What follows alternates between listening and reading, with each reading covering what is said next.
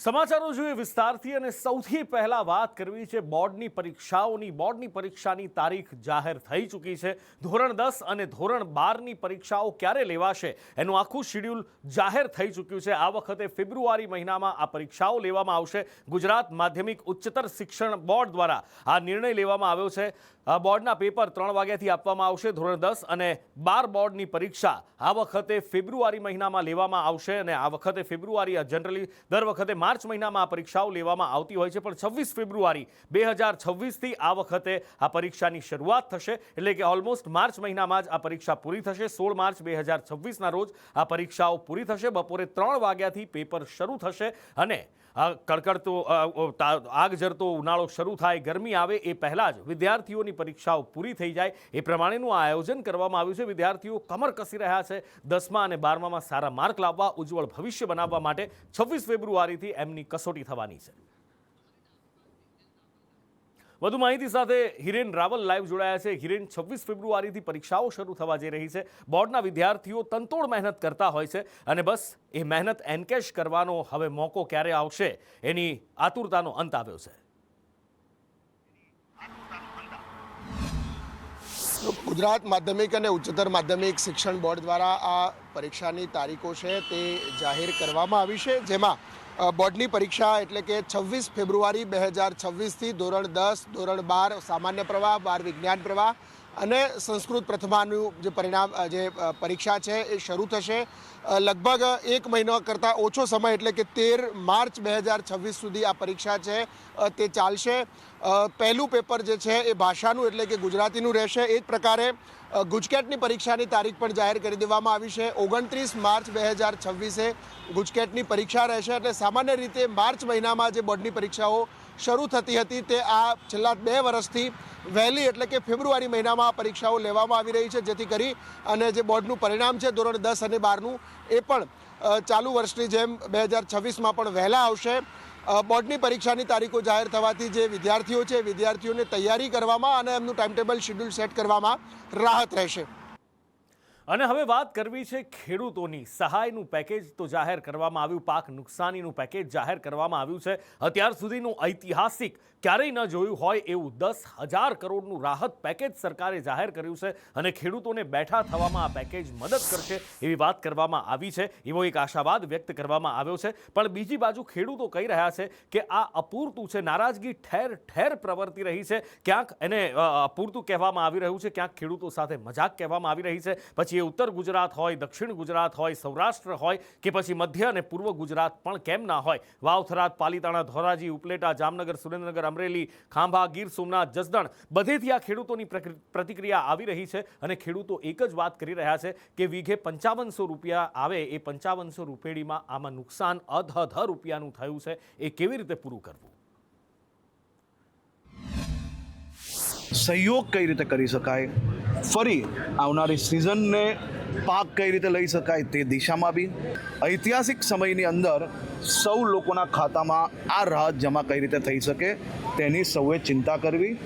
બાકી મુખ્યમંત્રીશ્રીએ કહ્યું છે કે આ રીતનું કોઈ બી કમ્પ્લેન મારી પાસે આવી તો હું નહીં ચલાવી રહીશ. વાસ્તવિકતા એ છે કે આ કૃષિ મજાક પેકેજના માધ્યમથી સરકારે જાહેર કરેલી રકમથી માત્ર ને માત્ર આત્મહત્યા કરવાની ઝેરી દવા ખરીદી શકાય એટલા રૂપિયા હાથમાં આવવાના છે. કે ભૂતકાળમાં દુષ્કાળ અથવા તો આવી આફતો આવે ત્યારે ખેડૂતોએ જે સસ્તા અનાજની દુકાનથી વિતરણ કરવા માટે ખેડૂતો પાસે બજારમાં જે કિંમત ચાલતી હોય એથી ઓછી કિંમતે સરકાર વીઘા દીઠ તમારે આટલો જોનસ આપવી પડે એવો નિર્ણય કરતા એ તમારું પાક ધિરાણ હોય એ માફ કરો. આ પેકેજને કદાચ નહીં આપો તો પણ ચાલશે, કેમ કે 22,000 રૂપિયા હેક્ટરે આપે છે. ડીઝલનું બેરલ પણ અત્યારે 24,000 રૂપિયાનું છે. એટલે માત્ર જાહેરાતો ઐતિહાસિક પેકેજ આપશો, ઐતિહાસિક છે, આંકડાની માયાજાળ છે. અમે પણ જિલ્લાના તમામ ધારાસભ્યોએ મુખ્યમંત્રીશ્રીને રજૂઆત કરી છે.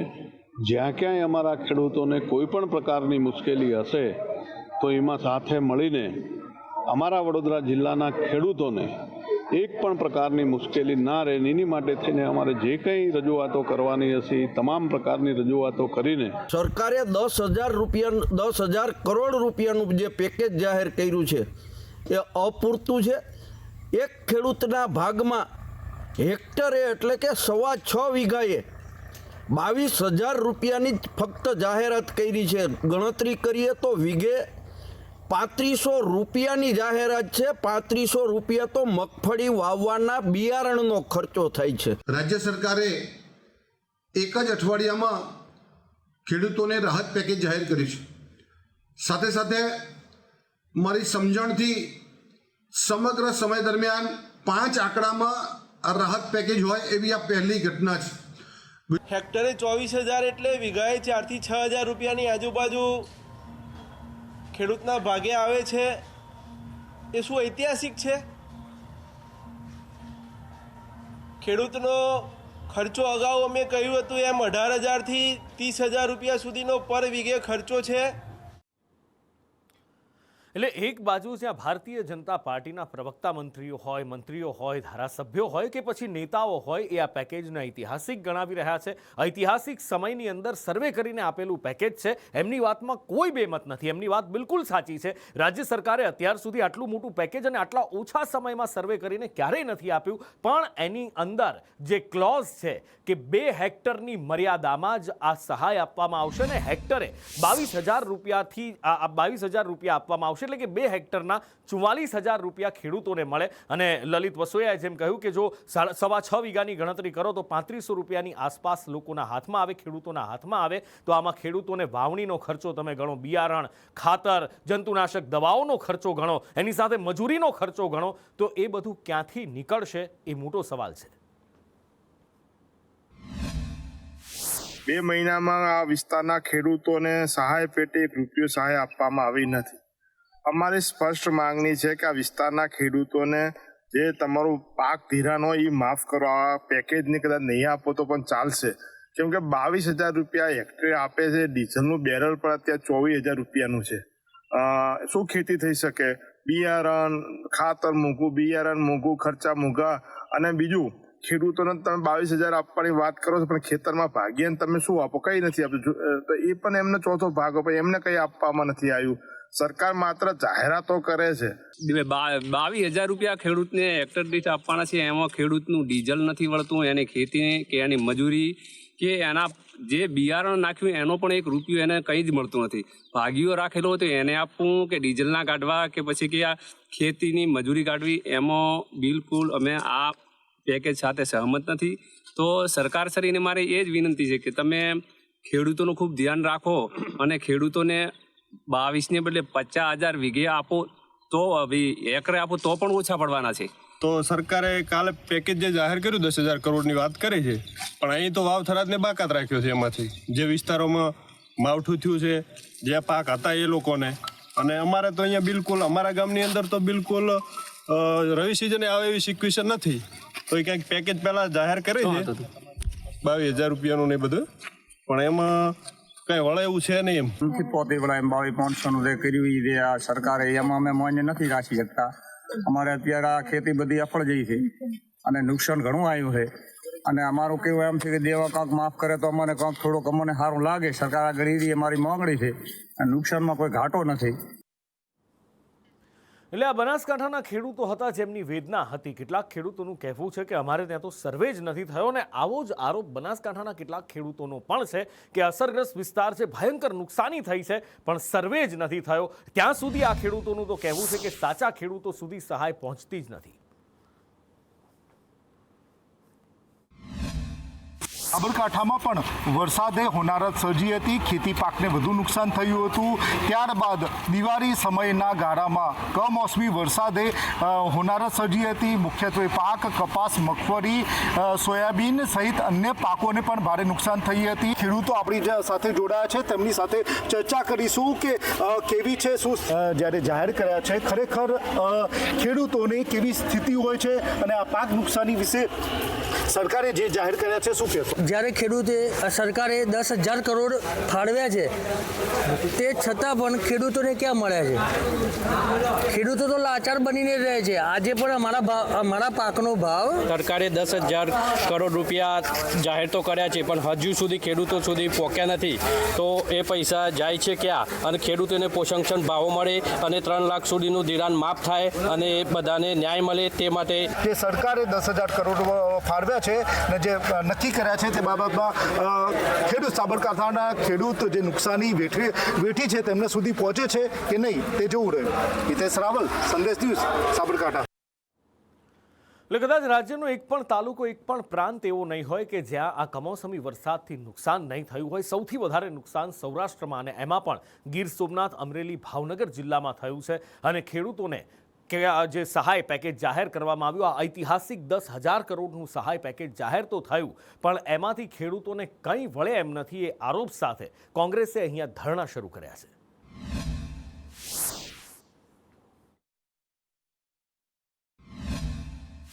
માટે આ લોકોની આત્મા જાગી. અમારા વિસ્તારના પૂર્વ ધારાસભ્ય કાળુભાઈ પત્ર લખ્યો, ધારાસભ્ય જેવીભાઈ કાકડિયાએ પત્ર લખ્યો, દેવા માફીનો પત્ર કુમારભાઈ કાનાણીએ લખ્યો. આ ભારતીય જનતા પાર્ટીના બધા લોકોને લાખ લાખ વંદન. પાટીદાર અનામત આંદોલનને કારણે આજ ગુજરાતના સ્વર્ણ વર્ગને આ અનામતનો લાભ મળે છે. તો એ લાભ જેમ તમે નોકરીમાં ને એડમિશનમાં ને આપો છો એવી રીતે ચૂંટણીની અંદર પણ EWSના લાભાર્થીઓને એના માટે 10% સ્થાનિક સ્વરાજ્યની ચૂંટણીમાં અનામત રાખવી જોઈએ. આમ કુદરત સામે નજર રાખીને બેઠા હોય ને એવી રીતે એવી આશા હતી કે આ સરકાર છે એ ખેડૂતોનું દેવું માફ કરશે. આશા એટલા માટે હતી કે LICને કહી અને 33,000 કરોડ રૂપિયા સરકાર 25 લાખ કરોડ રૂપિયા ઉદ્યોગપતિઓના માફ કરી શકતી હોય તો ખેડૂતો કેટલા? 56 લાખ ખેડૂતો, એનું દેવું કેટલું? 96,000 કરોડનું દેવું. એની જગ્યાએ સરકારે આપ્યું હું કે વીઘે 3,500 રૂપિયા. હવે 3,500નું હમણાં કમોસમી વરસાદ આવ્યો ને ત્યારે ખેડૂતોએ તાલપત્રી અને કાગળ ઢાંકવામાં ખર્ચી નાખ્યા છે. આ બાજુ આવતીકાલથી ટેકાના ભાવે ખરીદી શરૂ થવાની છે. 97 કેન્દ્રો પરથી આ ખરીદી શરૂ થવાની છે અને સોમવારથી 300 કેન્દ્રો પરથી શરૂ થશે ટેકાના ભાવે ખરીદી. CCTVનું લાઈવ સ્ટ્રીમિંગ પણ કૃષિ વિભાગમાં ખરીદીનું કરવામાં આવશે અને CCTVની નજર નીચે જ કેન્દ્રો પરથી ખરીદી કરવામાં આવશે. ક્લાસ 1-2 અધિકારી આ કેન્દ્ર પર હાજર રહેશે. પણ કાલે જ્યારે ખરીદી શરૂ થાય છે ત્યારે જોવાનું એ છે કે ખેડૂતોનો માલ લેવામાં આવે છે કે પછી રિજેક્શન થાય છે. વધુ માહિતી સાથે રાજકોટથી મારા સહયોગી સંવાદદાતા મયુર સોની મારી સાથે જોડાયા છે. મયુર પાસેથી વિસ્તારથી ચર્ચા કરીએ. મયુર, આવતીકાલથી ટેકાના ભાવે ખરીદી શરૂ થવા જઈ રહી છે અને ટેકાના ભાવે સ્વાભાવિક રીતે ખરીદી શરૂ થવા જઈ રહી હોય ખેડૂતોને ઘણી બધી આશા હોય કારણ કે માવઠાએ ધોઈ નાખ્યા છે. 10,000 કરોડનું ઐતિહાસિક પેકેજ જાહેર થયું છે પણ ખેડૂતોનું કહેવું છે કે એમાં કંઈ વળે એમ નથી. બચેલો માલ જો ટેકાના ભાવે વેચાય તો કંઈક વળે એમ છે.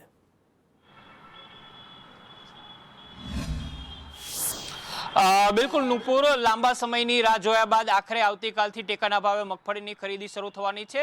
આવતીકાલે સૌપ્રથમ 97 કેન્દ્ર ઉપર આ મગફળીની ખરીદી શરૂ થશે. ત્યારબાદ સોમવારે તબક્કાવાર 300 કેન્દ્ર ઉપર ખરીદી થશે. મહત્વની વાત એ છે કે CCTVનું મોનિટરિંગ ક્લાસ 1, ક્લાસ 2 અધિકારીઓને ત્યાં તૈનાત કરવામાં આવશે. પરંતુ સૌથી મોટો સવાલ એ છે કે મગફળી કેવી ખરીદવામાં આવશે, કારણ કે દર વખતે જ્યારે ટેકાના ભાવે મગફળી ખેડૂત વેચવામાં આવે છે ત્યારે એમની મગફળીના દાણા કાઢવામાં આવે છે, સ્થળ ઉપર તેમનું ગ્રેડિંગ કરવામાં આવે છે અને ત્યારબાદ જો એ ઓછા ભેજવાળી એટલે કે નિયમ મુજબ ઓછા ભેજવાળી હોય તો જે મગફળી પાસ થાય છે ને ત્યારબાદ એ મગફળીની ખરીદી થાય છે અને ત્યારબાદ એને 45 દિવસની અંદર એને પૈસા ખાતામાં મળે છે. પરંતુ જે પ્રકારે માવઠું થયું છે, વરસાદ આવ્યો છે, મોટાભાગના ખેડૂતોની મગફળી સહિતની જણસીઓ પલળી ગઈ છે ત્યારે આવતીકાલે કેટલા પ્રમાણની અંદર અને કયા વિસ્તારના ખેડૂતો છે એમની મગફળી ખરીદવામાં આવશે, કેવી મગફળી ખરીદવામાં આવશે, શું મગફળીની ખરીદીના સમયે આજે ભેજની ગુણવત્તાનો પ્રશ્ન છે એ પ્રશ્ન આડે નહીં આવે, શું જે ખેડૂતોએ નોંધણી કરાવી છે એ ખેડૂતોને સમયસર એમની મગફળીનો ગ્રેડિંગ કાઢીને એમને એમનો માલ તોલીને મગફળી ખરીદવામાં આવશે કે કેમ, એ સૌથી મોટો સવાલ રહેશે. કારણ કે આવતીકાલે એક સાથે 97 કેન્દ્રો ઉપર મગફળી ખરીદી થવાની છે. રાજકોટની અંદર પણ ટેકાના ભાવે મગફળી માટેનો શુભારંભ થવાનો છે. તૈયારી પૂરી કરી લીધી છે પરંતુ ખેડૂતોને ચોક્કસ એ આશા છે કે આવતીકાલે ખરીદી થઈ જાય.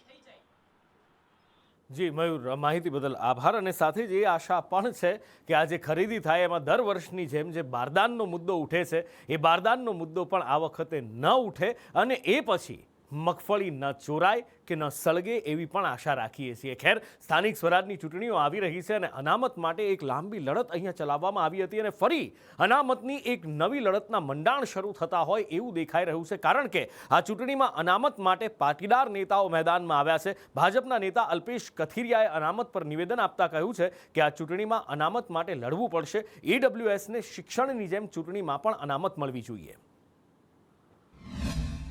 યાદ રાખજો, 3 મહિના પહેલા સમગ્ર ભારતમાં પંચાયત, જિલ્લા પંચાયત ને તાલુકા પંચાયતની ચૂંટણીઓમાં પણ 27% OBC નો નિયમ લાગુ પડ્યો છે.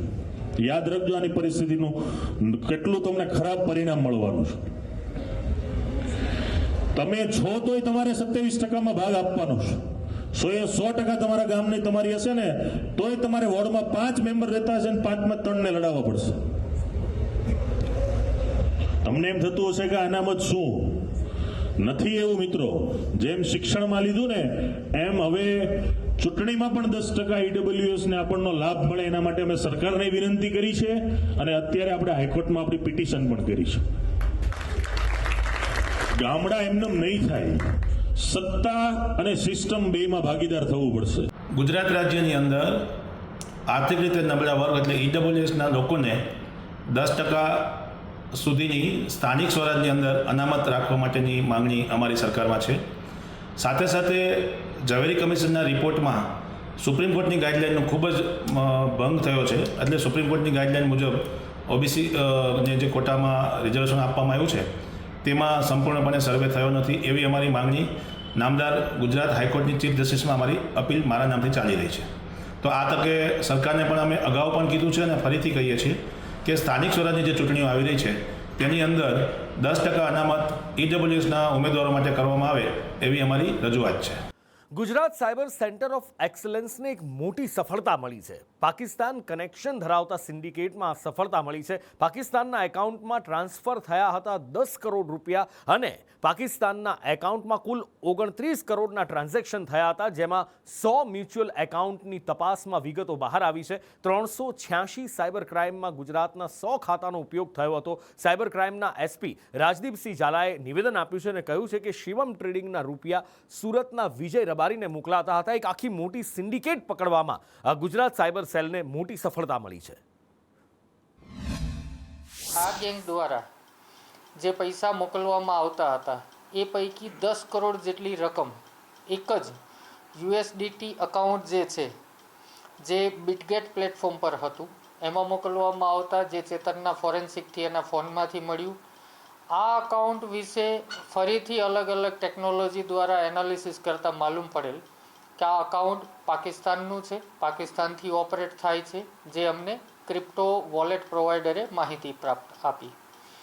અને એ જ એકાઉન્ટનું છેલ્લા 2 વર્ષનું તમામ ટ્રાન્ઝેક્શન અહીંથી એનાલિસિસ કરવામાં આવેલું, જેમાં કુલ 29 કરોડ જેવી માતબર રકમ ગયેલ છે. અને આ જે ગેંગ પકડાઈ શિવમ ટ્રેડિંગવાળી, આ ગેંગ દ્વારા 10 કરોડથી વધારે રકમ પાકિસ્તાનના જે USDT વોલેટ છે એમાં મોકલવામાં આવ્યા હતા, જે અનુસંધાને ચેતન ગાંગાણીની ધરપકડ કરવામાં આવી છે. વધુ માહિતી સાથે મારી સાથે સહયોગી સંવાદદાતા જિગ્નેશ જોડાયા છે. જિગ્નેશ, એક મોટો પર્દાફાશ અને મોટી સફળતા ગુજરાત સાયબર સેલને મળી, કેવી રીતે? વાત કરવામાં આવે નુપુર આખા કેસની તો સૌ પ્રથમ એક મ્યુલ એકાઉન્ટ કે જે શિવમ ટ્રેડિંગના નામે ખોલવામાં આવ્યું હતું, જ્યારે તેની તપાસ કરવામાં આવી ત્યારે તે એકાઉન્ટ એક APMCની પેઢીના નામે રજીસ્ટર્ડ હતું અને શિવમ એન્ટરપ્રાઇઝ તેનું નામ હતું. જ્યારે તેની તપાસ કરી ત્યારબાદ એક બાદ એક કડી મળતી ગઈ. કડી સૌપ્રથમ મોરબીથી શરૂ થઈ અને છેવટે સુરત સુધી પહોંચી. સુરતથી રહેલા એક આરોપી જેનું નામ છે ચેતન ગંગાણી, તેની ધરપકડ કરી પૂછપરછ કરતા હકીકત સામે આવી કે તે અન્ય આરોપીઓની સાથે સંકળાઈ, એટલે કે પંકજ કથિરિયાની સાથે સંકળાઈ અને જે રૂપિયા છે તે USDTના કન્વર્ટ કરી અને તેને પાકિસ્તાન મોકલતો હતો. જ્યારે પાકિસ્તાન કનેક્શન સામે આવ્યું ત્યારબાદ જ ન માત્ર ગુજરાત ટીમ પરંતુ અન્ય એજન્સીઓ પણ સતર્ક થઈ ગઈ હતી અને ચેતન ગાંગાણીની ધરપકડ કરી તપાસ કરતા સામે આવ્યું કે જે પાકિસ્તાનના એકાઉન્ટની અંદર તેને રૂપિયા ટ્રાન્સફર કર્યા હતા ત્યાં 10 કરોડની રકમ ટ્રાન્સફર કરવામાં આવી હતી અને તાજેતરમાં જ એટલે કે છેલ્લા કેટલાક મહિનાની અંદર તે ખાતાની અંદર અત્યાર સુધીમાં 29 કરોડના જે USDT છે તે ટ્રાન્સફર કરવામાં આવ્યા છે. જી, માહિતી બદલ જિગ્નેશ આભાર. આ બાજુ સુરતથી ઘોઘા જતી રોરો ફેરી મધદરિયે બંધ થઈ ગઈ. અચાનક બોટનું એન્જિન બંધ થઈ ગયું અને લોકોના જીવ પડીકે બંધાઈ ગયા હતા. સાથે જ લોકોમાં રોષ પણ ફાટી નીકળ્યો હતો, કારણ કે આ રોરો ફેરી એ વસ્તુ છે કે જેમાં કોઈ પ્રવાસીઓ નથી હોતા.